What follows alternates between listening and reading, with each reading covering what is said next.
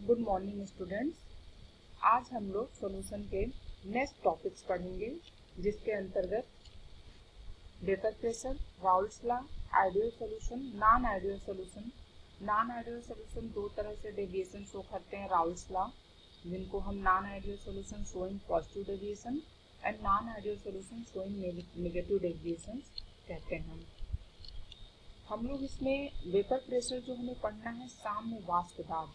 साम्य वाष्प दाब है क्या, हम इसको यहाँ से जानते हैं कि हमने एक बीकर लिया, बीकर में एक लिक्विड वाटर मॉलिक्यूल मान लिया कि वाटर्स हमने रखे हैं। तो इसमें हम देख रहे हैं फर्स्ट पिक्चर्स में कि वाटर मॉलिक्यूल्स बाहर निकल रहे हैं, कहाँ जा रहे हैं, जिसको हमने एक बड़े बीकर से कवर किया है। तो ये इस बड़े बीकर के रूफ पर अंदर की ओर आपको, अगर आप इसको हटा के इसकी रूफ को देखेंगे तो आपको मॉइस्चर दिखेगा। तो वाटर मॉलिक्यूल्स जो हैं वेपराइज होते हैं, मतलब वाष्पित होते हैं, और वो ऊपर की तरफ वाष्पित द्रव से वाष्प में परिवर्तित होते हैं। सेकेंड पिक्चर्स में हम देख रहे हैं कि जो परिवर्तित होने की प्रक्रिया है वो थोड़ी बढ़ गई है और कुछ ब्लू लाइंस दिख रही हैं, मतलब अब वो ऊपर से नीचे आ रहे हैं। तो जब नीचे से ऊपर जाते हैं, द्रव से वाष्प बनते हैं, तो उसको वाष्पन या वेपोराइजेशन, और जब उस वाष्प से वापस द्रव बनते हैं तो उसको बोलते हैं संघनन, कंडेंसेशन। तो अभी हम सेकेंड पिक्चर्स में देख रहे हैं वेपोराइजेशन रेट अधिक है और कंडेंसेशन रेट कम है। और आफ्टर सम टाइम, कुछ समय के बाद हम ये देखेंगे कि वेपोराइजिंग रेट और कंडेंसेशन रेट बराबर हो गया। जो द्रव से वाष्प बनने की प्रक्रिया है और वाष्प से द्रव बनने की प्रक्रिया है वो बराबर हो गई। तो ये एक इक्विलिब्रियम स्टेट है। तो इस इक्विलिब्रियम स्टेट में हम यहाँ देखेंगे कि जब किसी द्रव को एक निर्वात पात्र में लिया तो पात्र में एक गतिशील द्रव वाष्प साम्य। द्रव वाष्प साम्य क्या है? द्रव से वाष्प में परिवर्तित होना और वापस वाष्प से द्रव में परिवर्तित होना, और दोनों की परिवर्तन होने की जो दर है वो बराबर हो जाती है, तो एक द्रव वाष्प साम्य स्थापित हो जाता है। और इस स्थिति में अगर हम ताप को स्थिर रखें तो द्रव की वाष्प उस द्रव पर एक निश्चित दाब आरोपित करती है, जिसे हम साम्य वाष्प दाब कहते हैं। निश्चित ताप पर द्रव का वाष्प दाब वायुमंडलीय दाब के बराबर हो जाता है, तो वह ताप द्रव का क्वथनांक कहलाता है। अब हम आगे देखेंगे कि राउल्ट्स लॉ क्या है। राउल्ट्स ने स्थिर ताप पर वाष्पशील द्रवों के, राउल्ट्स ने ये जो नियम दिया है वो द्रवी विलयन के लिए दिया है। द्रवी विलयन मतलब द्रव का सॉल्यूशन। तो द्रव का द्रव में सॉल्यूशन, स्थिर ताप पर वाष्पशील द्रवों के जो दोनों घटक हैं उनका वाष्प दाब विलयन में उसके मोल प्रभाज के समानुपाती होता है। तो अगर हमने विलयन का घटक दो द्रव लिए, एक ए है और दूसरा बी है, तो जो इनके वाष्प दाब है ए और बी के, वो डायरेक्टली प्रोपोर्शनल होंगे उनके मोल प्रभाज के। जैसे कि आप यहाँ देख रहे हैं P A directly proportional to X A और P B directly proportional to X B. अब यहाँ से हम देखेंगे कि समीकरण एक में अगर हम पी ए इज इक्वल करेंगे तो हमें एक स्थिरांक मिलेगा, पी ए इज इक्वल स्थिरांक इंटू एक्स ए। अब यदि द्रव की हम पीए जो ए द्रव है उसको हम शुद्ध स्थिति में माने, शुद्ध स्थिति में जब हम मानेंगे मतलब उसमें कोई एक्स बी का मूल अंश नहीं है, तो जब शुद्ध स्थिति में हमने माना तो पीए की जो वैल्यू है कितनी होगी, पी नॉट ए। और पी नॉट ए क्या है? शुद्ध द्रव का वाष्प दाब। और जब पीए की वैल्यू पी नॉट ए कब होगी? जब मोल प्रभाव 1 होगा, मतलब शुद्ध द्रव होगा, उसमें दूसरे द्रव का कोई अंश नहीं होगा। तो इन मानों को, जो पीए की वैल्यू थी पी नॉट ए और जो एक्स ए की वैल्यू थी 1, उनको हमने समीकरण 3 में रखा और इससे हमें इस स्थिरांक का मान मिल गया पी नॉट ए। अब इस स्थिरांक को मान को हमने समीकरण 3 में रखा, तो P A is equal P naught A into X A हमें मिला। अब इसी प्रकार हम समीकरण 2 से P V is equal to P naught B into X B निकाल लेंगे, और इस विलयन का कुल दाब कितना होगा, P A plus P V. और ये पी ए और पी वी की वैल्यू अगर हमने यहाँ से और यहाँ से पुट कर दी तो हमें ये फॉर्मूला मिलता है, और ये राउल्ट्स लॉ है। राउल्ट्स लॉ वाष्प दाब जो विलयन के घटक होते हैं उनके वाष्प दाब उनके मोल प्रभाज के समानुपाती होता है। अब हम देखेंगे आदर्श विलयन। वे सभी विलयन जो किसी भी ताप व सांद्रता पर राउल्ट्स के नियम का पालन करते हैं आदर्श विलयन कहलाते हैं। और आदर्श विलयन की निम्नलिखित विशेषताएं हैं। नंबर 1, प्रत्येक सांद्रण पे राउल्ट के नियम का पालन करता है। नंबर 2, दोनों द्रवों को जब हम मिलाते हैं ए और बी को, एंथैल्पी अपरिवर्तित रहती है, अर्थात ऊष्मा का ना तो अवशोषण होता है और ना ही उत्सर्जन होता है। और जो विलयन का कुल आयतन होता है वो दोनों द्रवों के कुल आयतन के योग के बराबर ही होता है। तो यानी कि विलयन का आयतन और दोनों द्रवों के विलयन के आयतन में कोई अंतर नहीं होता है, निल होता है, जीरो। और विलयन में जो दोनों द्रवों के अणुओं के मध्य आकर्षण बल होता है, विलयन में क्या है, ए और बी द्रव है, तो ए और बी के बीच के अणुओं का जो आकर्षण बल होता है वो अकेले जब ये शुद्ध स्थिति में ए के बीच के आकर्षण बल है या शुद्ध स्थिति में बी के बीच का आकर्षण बल है, ये उसके बराबर होता है। आदर्श विलयन के एग्जाम्पल्स बेंजीन व टालुइन, एन हेक्सेन व एन हेप्टेन, क्लोरोबेंजीन व ब्रोमोबेंजीन, एथिल ब्रोमाइड व एथिल आयोडाइड, मेथेनॉल व एथेनॉल। अब इसके बाद से इस आदर्श विलयन के लिए अगर हमें ग्राफ देखना है, इसका हम ग्राफ कैसे बनाएंगे, तो हमने इस पे ये ए द्रव का जो द्रव ए है उसके मोल प्रभाज और उसका शुद्ध द्रव का वाष्प दाब, और ये बी का मोल प्रभाज पूरा 1 और इसके शुद्ध द्रव का वाष्प दाब P0 D। तो यहाँ हम देख रहे हैं जब हमने XA लिखा तो XA = 1 कब होगा, जब उसका मोल प्रभाज 1 है।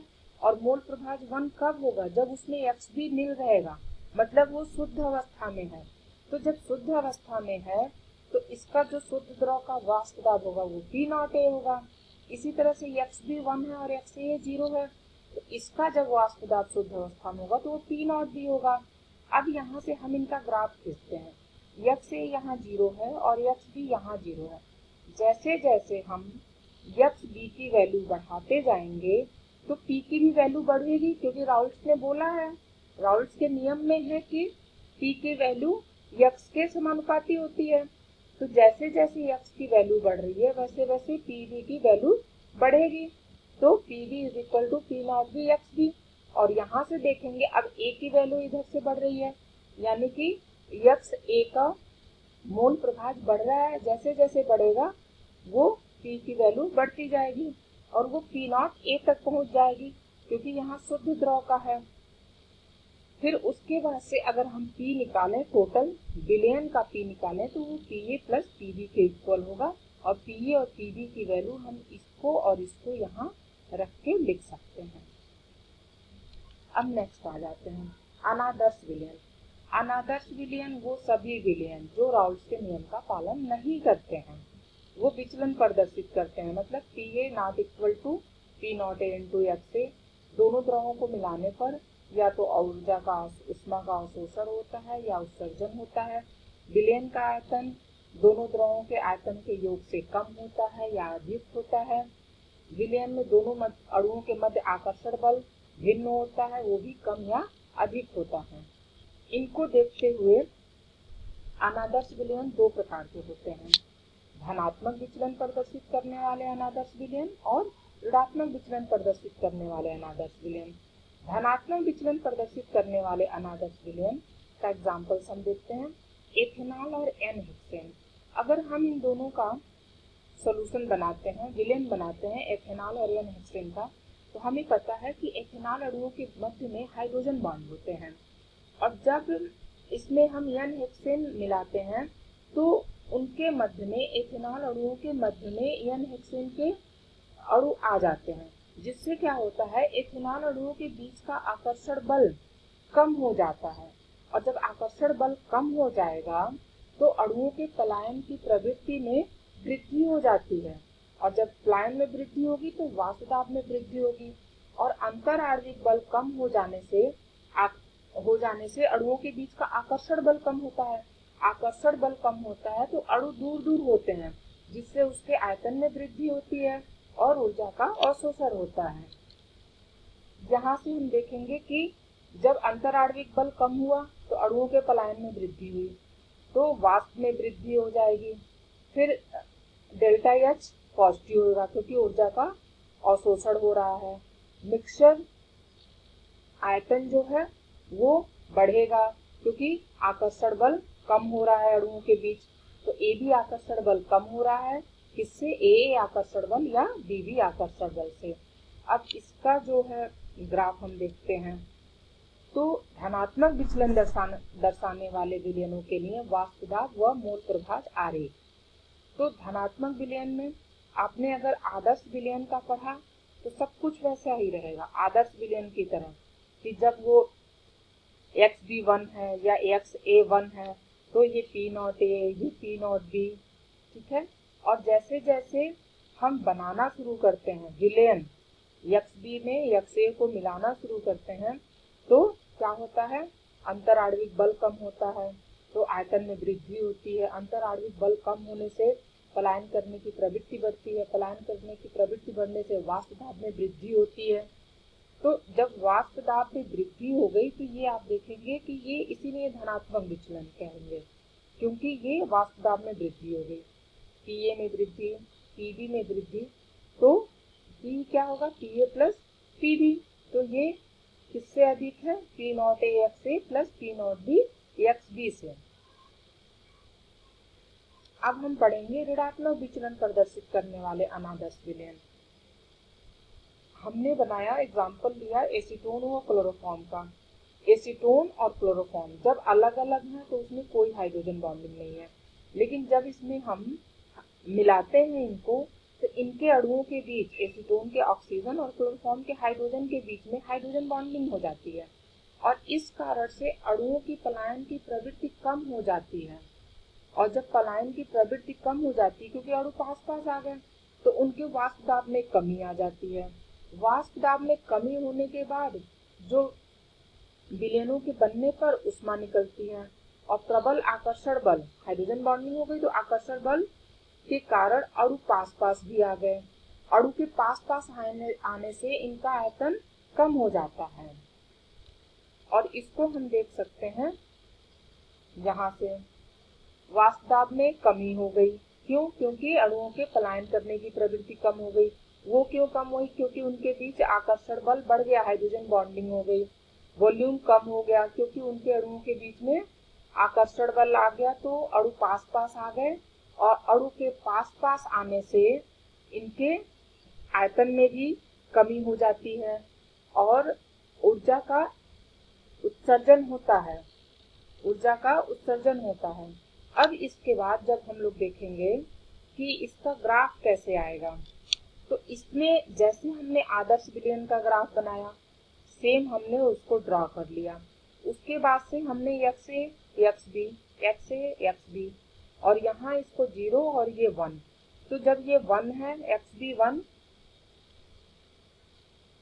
सॉरी बच्चों, यहाँ P0B रहेगा और यहाँ P0A रहेगा, ओके, P0B और P0A रहेगा क्योंकि यहाँ XA1 है। तो XA1 है तो इसका मोल प्रभाज P0A और ये XB1 है, सॉरी मोल प्रभाज नहीं, वाष्प दाब, और यहाँ XB1 है तो यहाँ P0B, इसको करेक्ट करिएगा, ये P0B और ये P0A क्योंकि XA1 यहाँ है और XB1 यहाँ है। अब इसमें जो है वाष्प दाब में कमी हो गई तो हमने सारे नीचे की तरफ से आरेख को ड्रॉ कर दिया क्योंकि हमारे वाष्प दाब में कमी हो गई, तो इसलिए इसको राउल्ट्स नियम से ऋणात्मक विचलन दर्शाने वाले विलयन बोलते हैं। ये ऋणात्मक विचलन दर्शा रहे हैं क्योंकि इनके वाष्प दाब में कमी आती है। इसको बच्चों आप लोग प्लीज देख लीजिएगा, ये P0B और ये P0A। अब बच्चों राउल्ट्स के कुछ न्यूमेरिकल्स हैं, राउल्ट्स नियम की, जिसको हम नेक्स्ट लेक्चर में करा देंगे आप लोगों को न्यूमेरिकल्स। चलिए ओके, थैंक यू बच्चों।